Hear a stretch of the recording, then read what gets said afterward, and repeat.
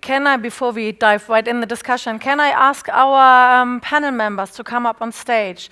Ando, WIEBKE, Frank, HEGE is already here, and Kathleen. There you are. While you're coming on stage, you can see the names, the companies here. We don't have the time right now. All of them have very impressive CVs, I can give you that.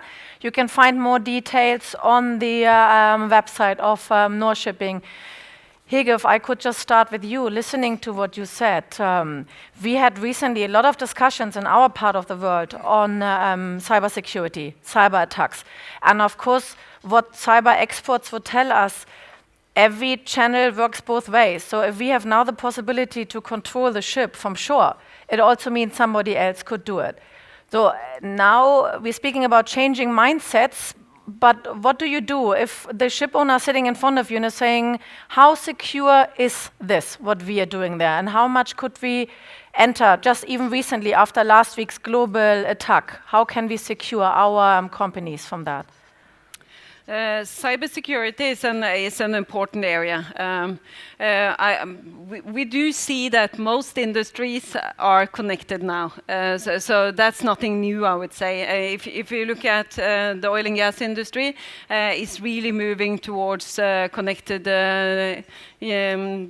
assets and also moving into autonomous operations at sea.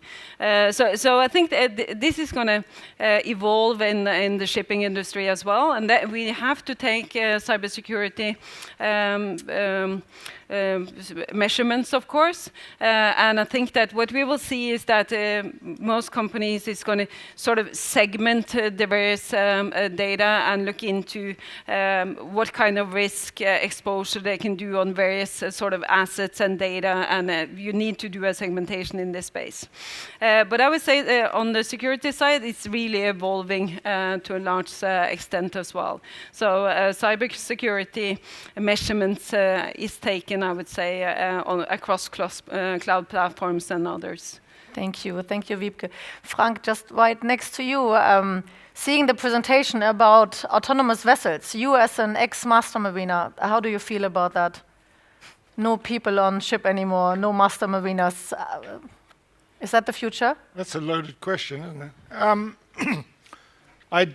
It's definitely the future, but the question is whether an autonomous vessel means an unmanned vessel.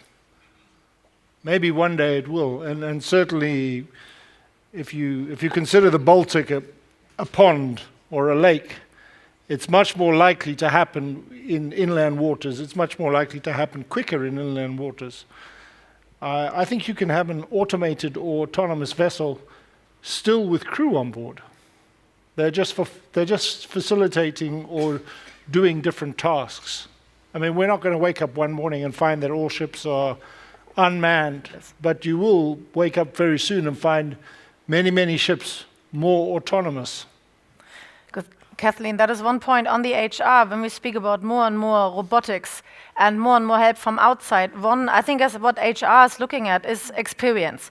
Now, the question in different industries is at the moment, how can the juniors gain the necessary experience?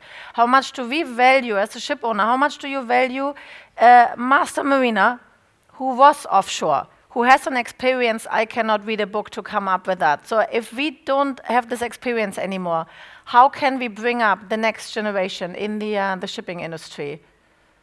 It's actually a really good question because we say that everything that can be digitalized will be digitalized, and it starts with people and it ends with people, but it's also about the position or the position you take in the company. Do you want to be a front runner or are you going to be a fast follower? So to have a kind of strategy is important, but I also believe that the strategy a company has needs to be actually driven down to the organization. Because if you have a strategy where you're going to be a front runner and the rest of your staff is not there, there is a huge gap. And technology is not about information. It's so important that you actually invest in actually developing your people on the digital platform. And you also need to have a platform where you can cooperate. And I also always advise to managers that you need to be in the front of technology. Like we heard about having old computers, you need to use the latest of technology, because that's about being the role model. And you also need to get the rest of the people with you. Ando, speaking about getting the company behind, NYK, you have more than 30,000 employees. As I understand, digitalization for NYK is really important. So it means, have you already managed to get your whole employees behind it and your open platform approach? Could you elaborate on this, on the question how to get there? Yep. Okay. You're right. NYK is there are employees more than 30,000. And honestly speaking, I cannot say that it is shared everybody, but in some aspects, I think like top management and the middle management, and also the young generations shares in some extent. And actually, we started the data utilization from like 2007, when the fuel price increased. And that time, actually, because NYK is operating like about 800 peso, so reduction of cost is the company top priority. That is actually shared among company. So we try to utilize everything, whatever hardware, software tools, and the data itself is also one of the key part to optimize energy or efficiency. And actually, we could, up to some extent, we could achieve to reduce fuel consumption and so on. And then actually, the topic is now, because we have a lot of data now, and then why not to utilize it to safety side? But actually, to improve like the safety of engines, boilers, like such equipment, and the navigation equipment, then actually our knowledge are limited. So actually, then as a next step, we need something to share data with partners to improve ourselves. So that is why we are now promoting an open platform to share the data. I think that's a fantastic initiative. WIEBKE, if I can just come to you. Wallem, I'm thinking of crew management. So now we're really coming down to the core of the shipping industry. We have the senior officer, we have the ranks, we have the juniors who might come with different ideas. How much is digitalization going to interrupt the traditional hierarchy on board? I think digitalization will disrupt the whole structure of the crew, just because the skill set which is required nowadays from a professional seafarer, from a traditional one, will no longer be required anymore. Because we will move from a seafarer running the ship actually to operators on board of the vessel, which will certainly change the hierarchical structures, reporting lines, and also the capabilities the people need to bring with them. I believe technical skills will actually go into the background and will be replaced more by social and mental strength, because ships will be able to be operated remotely. Nevertheless, you still need people, as we heard this morning, on board. So, Kathleen, are we looking at tech freaks now to man our ships, and we have to have little Google offices there with easy table tennis around and having fun on the ship, or how will it look in the near future? I actually agree on what you're saying, but there's also some task you need the emotional intelligence and also the strategic decision to be able to make that. So I think that there will be a lot of unmanned or remoted operation that will be done not on the sea or the ships, but from land. But I also think that through this period we are facing now, that we need to be ahead of everything that's happening, because if not, we will be running after the technology. So it's a matter of question, are we the one that will make an impact on technology and own it, or are we going to run after it?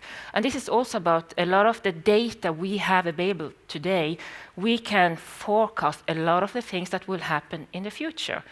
So this is also about how do you use the data, the big data, in a good way to be competitive and also more efficient. because there will still be need for a lot of people, but they will be transformed into other kind of positions. You're right. Frank, coming again to what we need, the fish stinks from his head. So if the management is not buying in, it's not working. Now the management in a shipping company, the normal prediction is it's the middle-aged guy in his 50s with white hair. So you just fit it. This is why I pick you here on this story. On that point, now you have to buy in. So HEGE comes to your office, gives this fantastic presentation, tells you that you can save money. You start listening to it. Are you admitting that you are not really up to date? Or are you saying, okay, let my IT guys handle it? Don't you feel a bit scared that all of a sudden something takes the company over what you are not in control anymore? Or are you saying, yes, let's go for it? It depends if I want to be a dinosaur or if I want to survive, right? I mean, Hege said it in her presentation where she said you have to embrace both sides of this coin. If we want to consider what we need to do next, I tell the software guys, go home and ask your teenagers what we should do next, because we don't actually know. And I'm not sure the teenagers do, but they've got they dream better than we do. And, you know, in some ways, this is an irrelevant discussion, because the benefits that can be got out of technology far exceed any discussion about whether the ship should be manned or unmanned. You could run the ship with a full crew and still get all the benefits out of the technology and the collaboration between the ship and the shore. Sure, that will become another discussion. Do we take people off? Yes, I was a master mariner. When I first stepped on my first ship, the master was God. The sextant was my guiding light. And Morse code was how we communicated. By the time I walked off 12 years later, GPS was God. So we didn't use a sextant anymore. Satellite communications was how we communicated. The problem was the master was well on his way to becoming a secretary, because we hadn't used technology to... On one point, I think the master becomes more an admin officer now. When you see the amount of admin work that has to be done every time they call the port, that is just unreal. But I would like to get back to the question, Hege. You said you started this company, so this is something you truly believe in it. You are meeting with ship owners.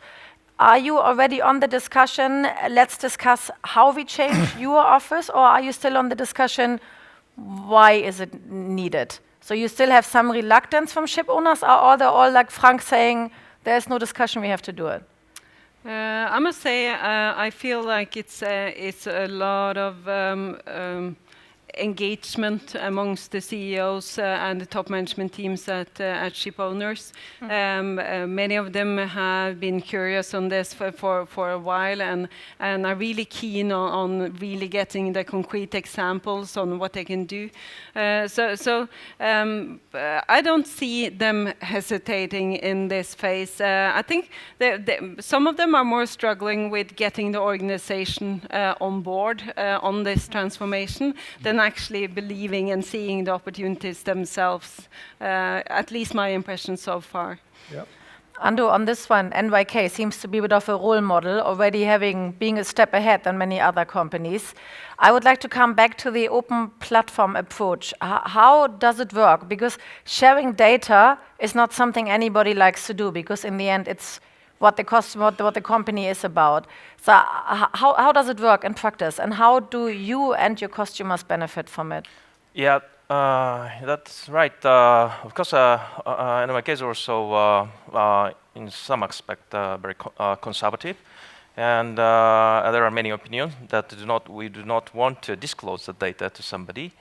But it's gradually changed, I think. And then now, and then actually we know that the limitation of knowledge and expertise and so on. Then of course we have the huge experiences like seafarers, captain, chief engineers they have, and also we have a lot of business knowledge.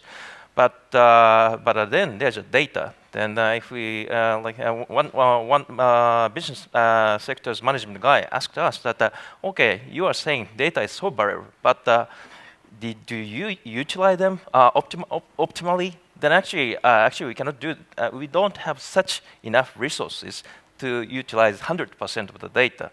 Then rather we change our mind gradually, and now we're sharing the data. And also, actually, in NYK case, my company, research and development company MTI is there, and they're actually the people from shipyards and the people from suppliers are working together there. So actually, that is also internal, like an open collaboration platform there.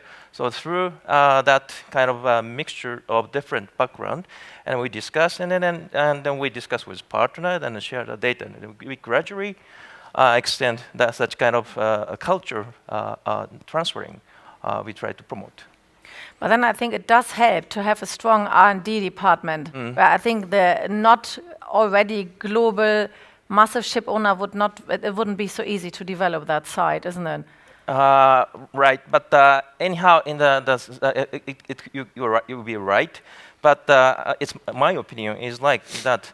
Anyhow, the user knows best about the ship operation and the businesses. So if they don't change their mind, then it doesn't happen. It does anything not happen. So actually, once they change the mind, and then they have a good, reliable partner, then even from a small start, then probably gradually they can change the situation. That is what I think. I just wanted to do a comment when it comes to digital platforms, because we're going to see the industries really swarming with digital platforms, but it's going to be a wide range of sort of basic functionality to really the advanced real-time operations platform. And I think what's really important in that area is to make sure that you're choosing someone that's really based on open standards and can interoperability with other platforms. Thank you. Just one last question to WIEBKE and to Kathleen. We have an ongoing discussion in the Middle East about problems to recruit in the next 10, 20 years to recruit seafarers.